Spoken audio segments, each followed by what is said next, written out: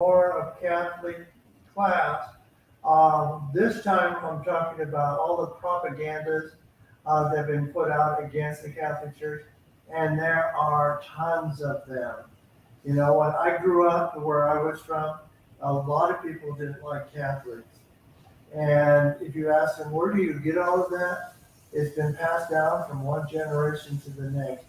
But the thing is, that most of the propaganda is totally false. And Catholics need to know how to refute these arguments against the church. And so I'm taking my information this time from Rodney Stark's, a Professor Stark's book. It's called Bearing False Witness, Debunking Centuries of Anti-Catholic History.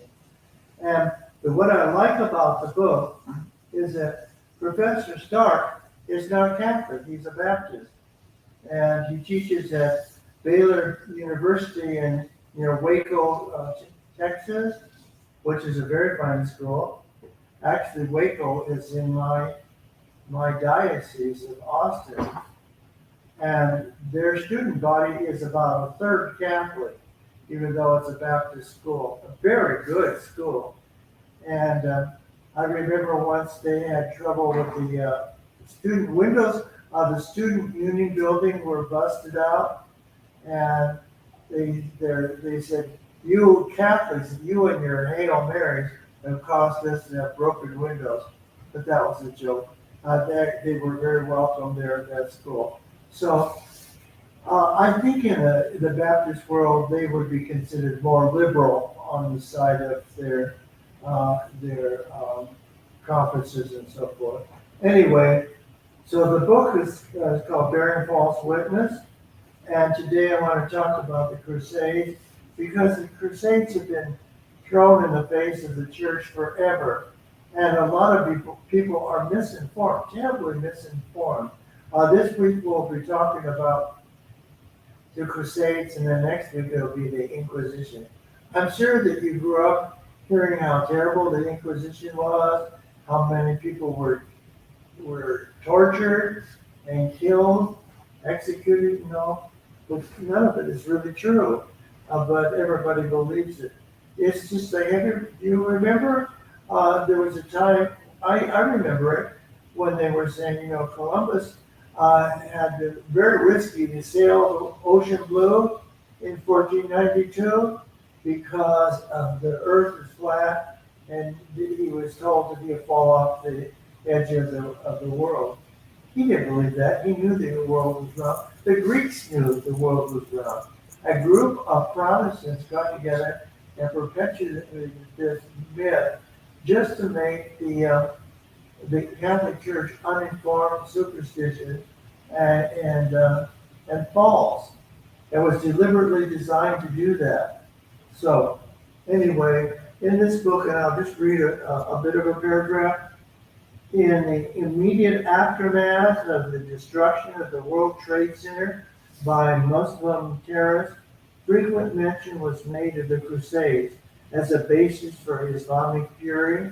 It was argued that Muslim bitterness over their mistreatment by the Christian West could be dated back to 1096, when the first crusade set out for the Holy Land. And that is true. There's a quote in here, for example, Bill Clinton, President Clinton, made a speech in New York, and he said to the audience at Georgetown University, which is a Catholic school, by the way, you'd think that he'd be more appreciative. He said, "Those of us who come from various European lineages are not blameless vis-a-vis the Crusade as a crime against Islam." And then he can summarize a medieval account about all the blood that was shed. And so Bill Clinton himself, and also Barack Obama, said something similar. Barack Obama said, was a national prayer breakfast, and lest we get high on our high horses, think this is unique to some other place. Remember that during the Crusades and the Inquisition, people committed terrible deeds in the name of Christ. So they got it all wrong. But what Rodney Stark does is he quotes and refers to all the modern historians that have investigated this situation and discovered that all of this propaganda is totally false. And we know, for example, the propaganda started with the invention of the printing press, and they couldn't defeat Spain in the Catholic world militarily, so they deliberately set out propaganda, and they deliberately knew they were lying and did so otherwise to sway people to their point of view. And that's political, isn't it? To this day. I mean, you don't have to turn on the TV, and for 5 seconds, you're hearing some political lie on either side of the spectrum, because people think it's okay to lie about these things. But it's really damaged the church in many ways. And so it wasn't that the knights from Europe were avaricious, that they were bloodthirsty or lustful. They went because they were seeking an annulment. You know, there was a hard time in Europe when battles had to be fought, and knights ended up killing people. And the church was teaching that's a serious sin. That's against the Ten Commandments. So they went to confession, but they also had to do penances for their sins. And so that's why they were going. They did not go to the crusade in order to make a lot of money, to plunder, for example. There was nothing to plunder. And as a matter of fact, most of them took out serious loans and ended up bankrupting themselves because it cost a lot of money to crusade.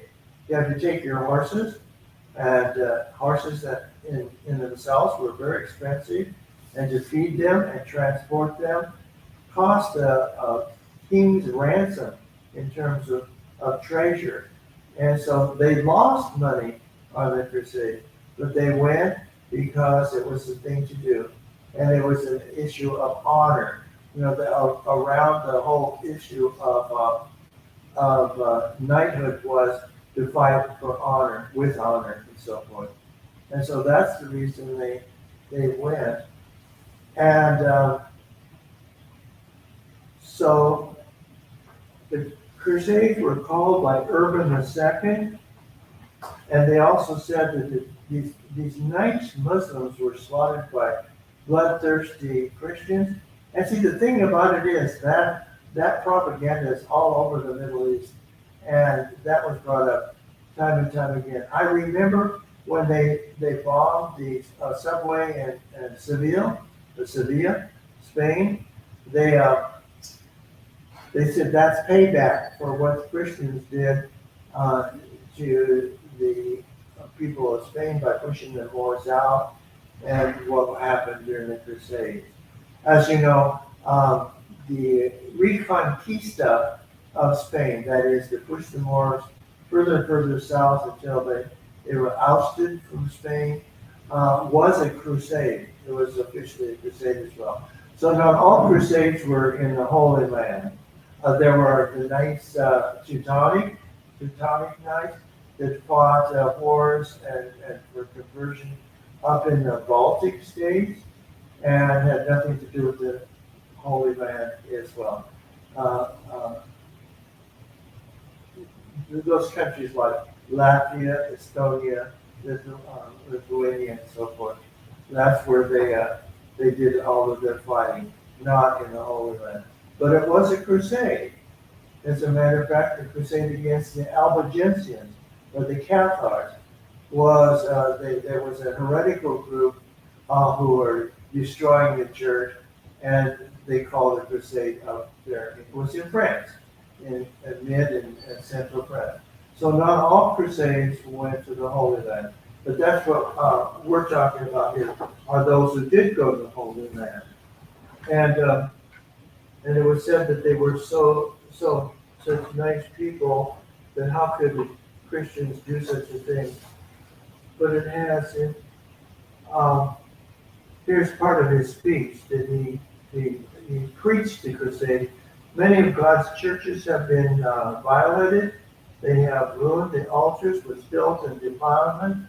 They have circumcised Christians and smeared the blood on altars and poured into baptismal founts. They used them to kill Christians by opening up their bellies and drawing out the ends of their intestines. And then they tied the end to a stake, and then they flogged them to circle around the stake until all of their intestines were drawn out and they fell dead. And not to say that we see abominable rape of women and so forth. In other words, Islam came into Europe and North Africa. They weren't nice about it. They captured the territory through warfare and the killing of people. So it's just blatantly false and also unfair to blame the Christians for all the bloodshed and the Muslims were totally innocent. Bad history, very bad history. We don't want any more of that. And so anyway,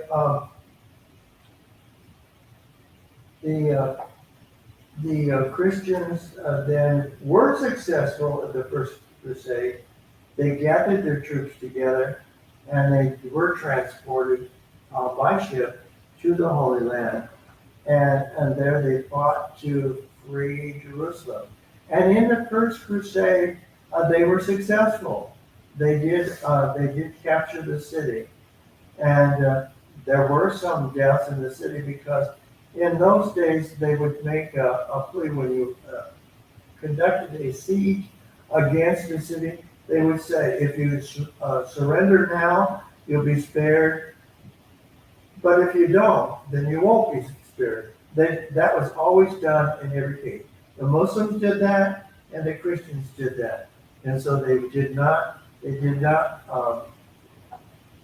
yield, or they did not fold, or whatever you want to call it. They refused to recant, and as I said, they were killed by the Christians. But that's the only incident. And so one of the things that they did in the Middle Ages in terms of crusading was they needed expertise in warfare, and so they brought about the rise of the military orders. These were really orders, religious orders. They took vows, basically the vows of poverty, obedience, and chastity, and they recited the liturgical hours every day, and prayed as a community, but they also trained as warriors. And as such, they were kind of like the special forces during the Crusades, but they were the ones who made it possible to win battles. And some of the most famous one is probably the Knights Templar. You've probably heard of the Templars. The Masons that take the example of them and say they were the founders of the Masons. They were not. They were not. But nonetheless, that was another organization was set up to be somewhat anti-Catholic. As you know, Catholics are not allowed to join the Masons. That's hard to figure out because the Masons nowadays are pretty good organization. They run hospitals. For example, the Shriners, if you've ever heard of the Shriners Hospital, that was a children's hospital. It's a good thing. So it's changed a lot, but in their teaching, it was very much against Catholic teaching, and they allowed Catholics or anybody, even Jews and Muslims, to join them. But the Pope put out that Catholics could not join the Masons. So there you have it. Anyway, and the reason for it is they raise a lot of money to defeat the church. For example, during the Cristero War in Mexico, it was the Masons that raised millions of dollars to support that war so that the Catholicism could be defeated in Mexico and it wouldn't be a Catholic country. So that's what that's all about. But anyway, the Templars had a system in which you put your money in one of the houses in Europe, and then they give certificates for the amount put in, and then you could go to the Holy Land with your certificate and withdraw. That was the first international banking system known to Europe. It was very successful because there were a lot of robberies and brigandry along the way to the Holy Land, and people could lose everything they had. And so that was a way to protect their money and have the funds they needed to crusade. At the same time, small percentage was given to the order to finance the order as well. But the Templars did not last because the King of France, Philip, I don't know which Philip, he was Philip II, he lodged a campaign against the Templars, accused them of all kinds of lewd conduct, homosexuality, and all kinds of things to persuade the public that they were bad. And then he confiscated all their property and goods and put it in the treasure and in his own pocket. And that's how things were done. Remember Henry VIII did the same thing. Dissolved the monasteries and then took the money for his own purposes. So kings did that quite a bit. So as a matter of fact, it doesn't pay to be too successful in the church, because if you're successful financially, then it attracts all kinds of people who want to get your money. Same thing with people just like the Jesuits. And the Jesuits, it's a religious order. They were suppressed for some time by the church because people were jealous of them. They're jealous of their success. And so anyway, but the ones that did last and are still in existence today are the Knights of the Sepulchre, the Holy Sepulchre, and also the Knights of Malta. They still exist. They have ambulance services. They have hospitals, especially in the Middle East, to take care of refugees. And they spend several $billions in funds to help people in need. And they're very active to this day. They wear black with a white cross on it, and you'll see them in various church ceremonies like in the Vatican. They wear these capes with the symbol of the Knights of Malta. And they're very famous. They started out in Rhodes, but they got pushed out by the Turks there. And so they were given property in Malta, and they built it up into their kingdom. And you can go there today. They're still there. And you see the beautiful churches and palaces and such that the Knights arranged. Now the Knights are now headquartered in Rome. But Suleiman the Great, Suleiman translates Solomon the Great, who was it was called Suleiman the Magnificent, was a Turk, he was Ottoman Turk. He waged a campaign against Malta, and he threw literally hundreds of thousands of troops against that island, and that small group of Knights of Malta defended it and defeated it. And finally, Suleiman had to withdraw his troops because he had lost so many of his people that he couldn't afford to wage that war anymore. So basically, the Knights of Malta won that war. And they were also the power behind the Battle of Lepanto, which is a naval battle, my kind of stuff. A naval battle in which they fought against the Turks in the Mediterranean. The Turks were poised in the Mediterranean outside of Italy, waiting to invade with Italy and overcome the Vatican. That's how and they were up in what is now Austria at the gates of Vienna, and also up at the north of Spain, ready to invade across the border into France. So the thing about this is the most important thing to remember about the Crusades and the fight against the Muslims. It was self-defense. The Muslims were trying to take over all of Europe, and they pretty darn near did it.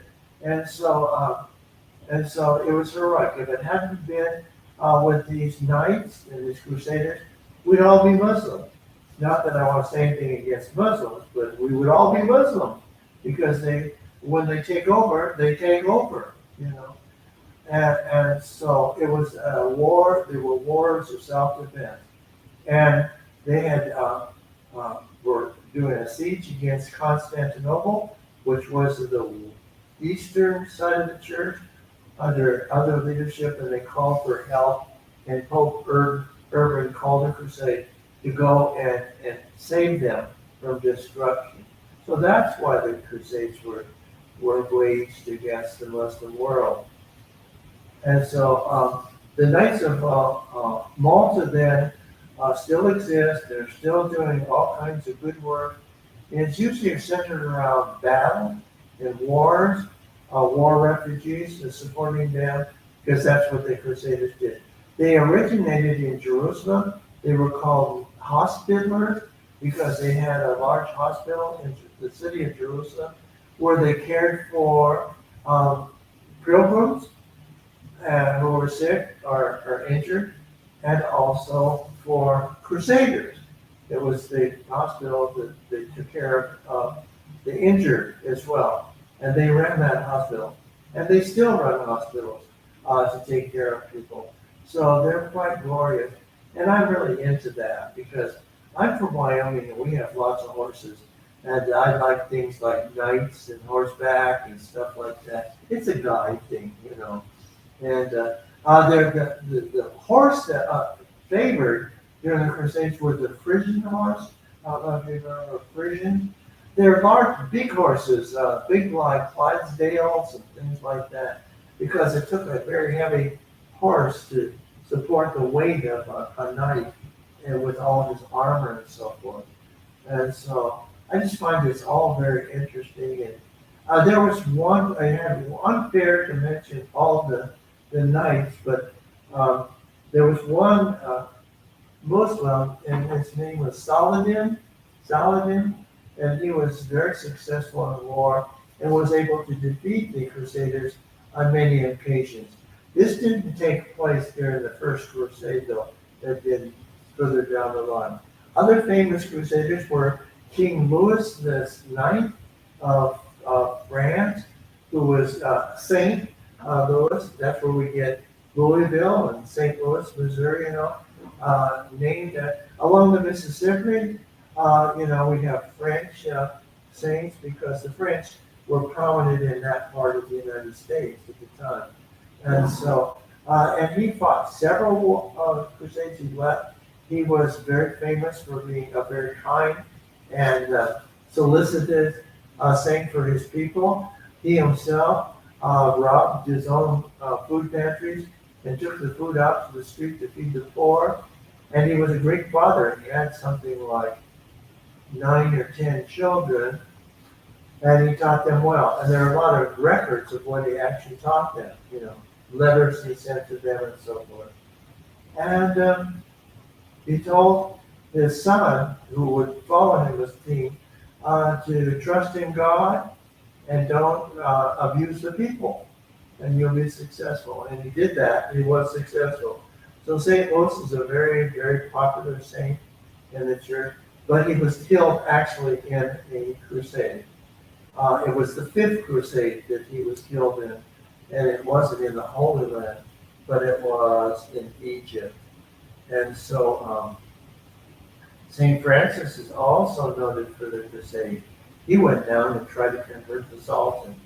He tried, and the Sultan did give him an audience and was taken with Francis. I mean, who wouldn't like St. Francis? But it didn't do any good. The Sultan didn't call off the crusade or anything. So Francis was not successful ending the crusade, but he tried.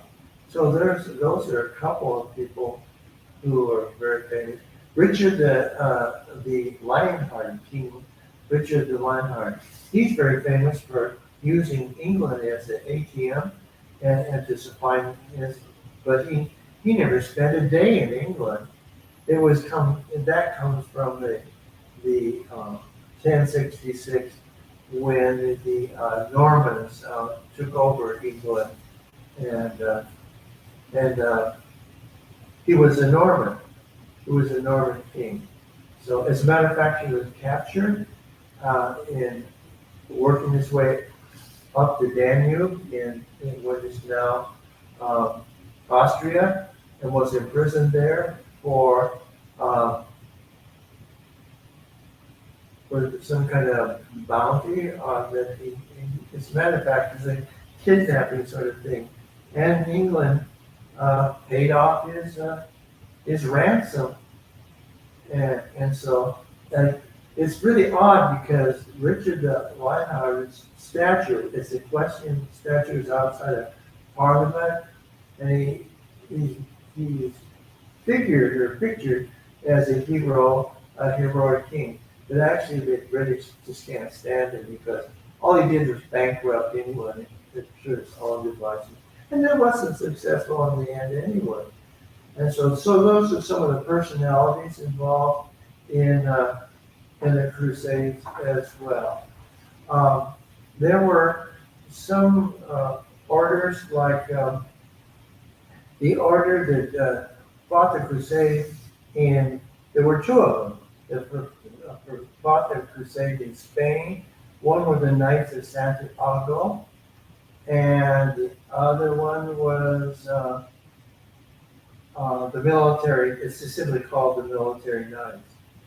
And so they did the same thing as in the Holy Land, but they sponsored the battle in Spain. And then the Teutonic Knights, that I've already said, were up in the Baltic states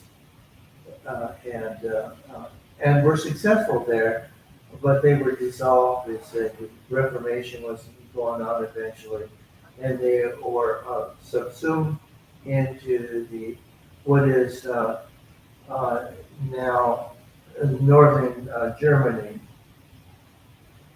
And so they ceased to become a Catholic order, but rather a Lutheran organization, and then were dissolved eventually. So it's a very interesting story, and it all comes out of the idea that the Knights have Christian responsibilities. And I did tell you that they brought a lot of good in terms of men's attitudes towards women. I think I mentioned that last time.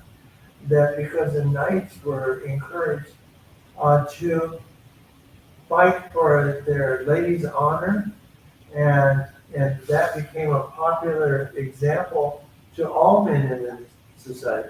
Most of the men were not knights, of course. You had to have bundles of money in order to be a knight and afford all of the equipment it took. But men also took the lead in terms of beginning to honor women as well, and that was called the Christendom and the Age of Romance.